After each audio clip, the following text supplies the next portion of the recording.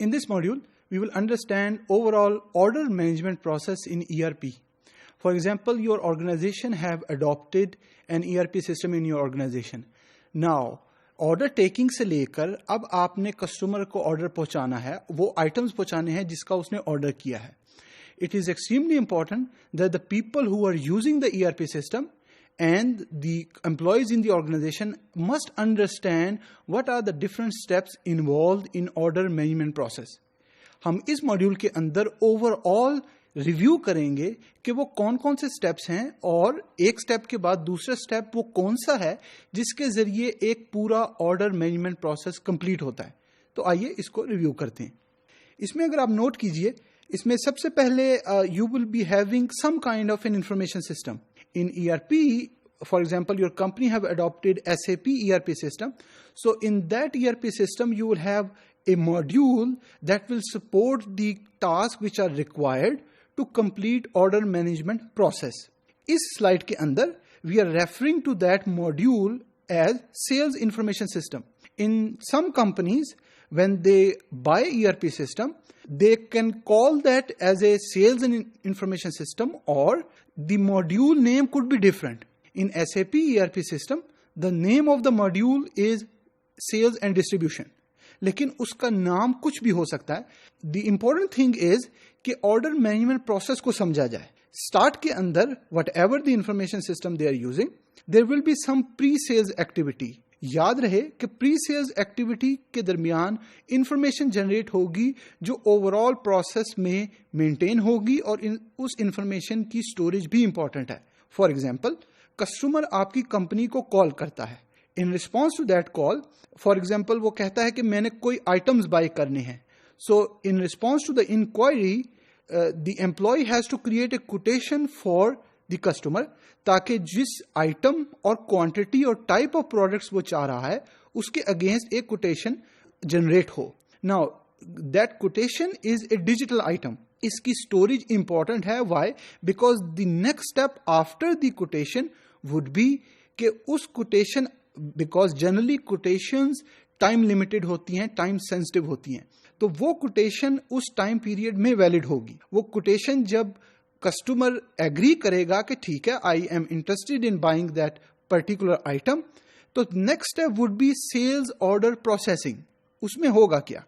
उसमें यह होगा कि after the quotation sales order create होगा. Now sales order creation would be from the company who is selling the items. जब sales order create हो गया तो the next step is inventory sourcing. You need to check कि जिस item के बारे में customer आपको request की है वो item क्या आपकी inventory में मौजूद है. So you have to check कि if those particular items are present in our inventory. So सारी information अगर आप note करें start of the process से लेकर अभी तक inventory sourcing तक, वो सारी information from one department to another department transform communicate हो रही है और employees को पता लग रहा है कि information क्या है और customer क्या चाह रहा है. Now once we check कि ठीक है, we have the item in inventory, so the delivery document will be created. Delivery document will go into a warehouse के उस item को pick करना है कहाँ से, कैसे पैक करना है और क्या ट्रांसपोर्टेशन मैकेनिज्म हो जिससे वो item कस्टमर तक पहुंच सके. Again, information across all these processes has to be transferred, has to be communicated. अगर ऐसे नहीं होगा तो the employees who are working would not be able to track back. अब track back का मतलब क्या है? For example, quotation से अगर sales order नहीं create हुआ तो some information जो होगी वो overlap करेगी या duplicate होगी. So consistent information के लिए जरूरी है कि starting from the quotation to sales order to delivery document वो एक ही information हो और अगर उसमें कुछ update required है. For example, 4 दिन पहले कोटेशन क्रिएट हुई, उसके बाद कुछ टाइम लगा सेल्स ऑर्डर क्रिएट होने में और डिलीवरी डॉक्यूमेंट में ओवरऑल 1 या 2 या 3 दिन हो गए. तो उस दौरान में कस्टमर ने एक अपडेट की कि मुझे अब ये आइटम इस एड्रेस पे नहीं चाहिए, किसी और एड्रेस पे चाहिए. तो any update with in all these processes will be consistent or viewable to all the employees. जब डिलीवरी डॉक्यूमेंट क्रिएट हो गया, कहाँ से पिक करना है, कैसे पैक करना है, कैसे शिप करना है, तो goods will be issued to the customer.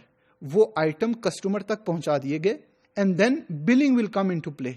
Invoice will be send to the customer कि आपका आइटम आप तक पहुंच गया है, now it is time to pay for that particular item. And then accounting department will be involve कि invoices के against आपने पेमेंट रिसीव कर रही है.